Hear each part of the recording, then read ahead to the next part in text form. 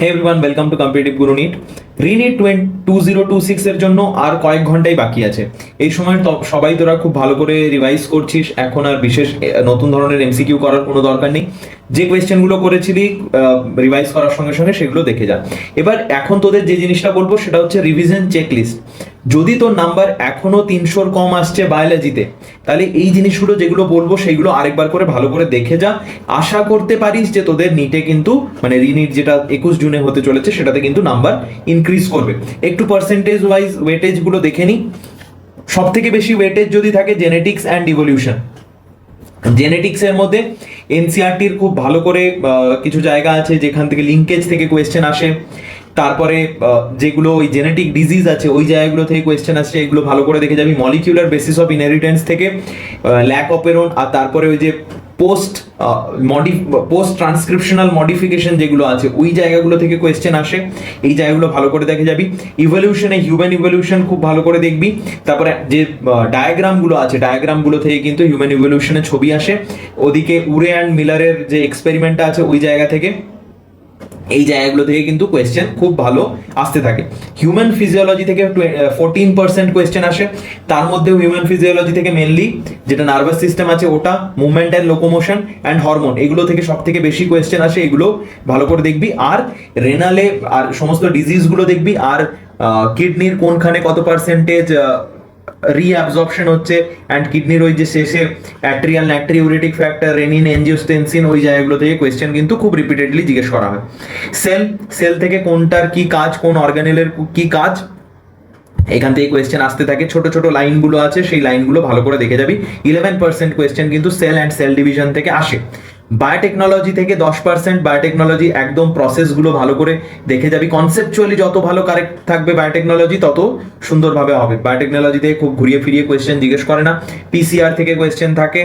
তারপরে biotechnology normal যে প্রসেসটা আছে, কোথায় ইথানল ইউজ করা হয়, কোথায় জেল ইলেকট্রোফোরেসিসে কি হয়, এই জিনিসগুলো। অ্যান্ড যেটা অ্যাপ্লাইড বায়োটেকনোলজি আছে ওইখানে বিটি কটনে ওই যে ক্রাই জিন যেগুলো আছে ওই জায়গাগুলো, কোন জিনটা কোন ধরনের মানে ইনসেক্টস এর জন্য কাজে লাগে, এই জায়গাগুলো কিন্তু খুব ভালো করে দেখে যাবি। হিউম্যান ইনসুলিন দেখে যাস ভালো করে। বায়োটেকনোলজি থেকে 10% কোয়েশ্চেন কিন্তু আসে। বায়োলজিক্যাল ক্লাসিফিকেশন অ্যান্ড কিংডম থেকেও 10%। বায়োলজিক্যাল ক্লাসিফিকেশনের বিভিন্ন দেখবি ইন বিটুইন দ্য লাইন যেগুলো আছে, ইম্পর্টেন্ট লাইন আছে, তোরা মক টেস্ট দিয়েছিস জানিস, সেই লাইনগুলো দেখে যাবি। বায়োলজিক্যাল ক্লাসিফিকেশনে একদম শেষে যে টোবাকো মোজাইক ভাইরাসের যে জায়গাটা আছে ওই পেজটা ভালো করে দেখে যাস। কিংডমের মধ্যে আমি বলবো এক্সাম্পলগুলো খুব ভালো করে দেখে যাবি। ফাঙ্গাই থেকে কোয়েশ্চেন আসে, ওই জায়গাটা ভালো করে দেখে যাস। জিমনোস্পার্ম থেকেও কোয়েশ্চেন আছে। পাইনাস, সাইকাস, পাইনাস, এই জায়গাগুলো থেকে কিন্তু কোয়েশ্চেন বারবার আসতে থাকে। ইকোলজি খুব ভালো করে দেখবি। ওই যে বিশেষ পার্সেন্টেজ ওগুলো আছে ওগুলোর মধ্যে বিশেষ ঢুকিস না। একদম ফার্স্ট চ্যাপ্টারে অর্গানিজমস যে চ্যাপ্টারটা আছে ওখানে যে গ্রাফস গুলো আছে, যে ফর্মুলাগুলো আছে খুব ভালো করে দেখে যা। তারপর কোন ন্যাশনাল পার্ক কোথায় আছে, তারপরে কোন মুভমেন্ট কবে হয়েছিল, কেন হয়েছিল, সেই জায়গাগুলো যেগুলো আছে এই ডেটগুলো কিন্তু খুব ইম্পর্টেন্ট, ওগুলো একবার দেখে যাবি। 8% কোয়েশ্চেন কিন্তু আসে। স্ট্রাকচারাল অর্গানিজম মানে হচ্ছে মরফোলজি অ্যান্ড অ্যানাটমি, মানে টিস্যু আর মরফোলজি। মরফোলজির সমস্ত এক্সাম্পলগুলো এনসিআরটিতে যা যা এক্সাম্পল দেওয়া আছে আবার একবার থরলি রিভাইজ করে নে, ভালো করে দেখে যা। প্লান্ট ফিজিওলজি থেকে 5%, তার মানে মেনলি রেসপিরেশন অ্যান্ড ফটোসিনথেসিস, কোন জায়গায় কোন স্টেপটা কোথায় হয়, কোনখানে ওয়াটার বেরোচ্ছে, কোনখানে জল বেরোচ্ছে, কি কি এক্সাম্পল দেওয়া আছে সেইগুলো দেখে নিবি। ফটোসিনথেসিসের যে সমস্ত এক্সপেরিমেন্টগুলো আছে সেইগুলো একবার দেখে যাস। বায়োলজি অ্যান্ড হিউম্যান ওয়েলফেয়ার দুটো ছোট ছোট চ্যাপ্টার আছে। এই চ্যাপ্টার থেকে 4% কোয়েশ্চেন কিন্তু আসতে থাকে। তো এই একদম ছোট ছোট চ্যাপ্টার, তোদের 1 ঘন্টাও টাইম লাগবে না রিভাইজ করতে, একবার দেখে যাস পরীক্ষার আগে। রিপ্রোডাকশন খুব ইম্পর্টেন্ট, 9%। তার মধ্যেও খুব ছোট জায়গা, সেটা হচ্ছে রিপ্রোডাক্টিভ হেলথ। এখান থেকে কিন্তু বারবার কোয়েশ্চেন, খুব ভালো অ্যামাউন্ট অফ কোয়েশ্চেন কিন্তু রিপিট হচ্ছে।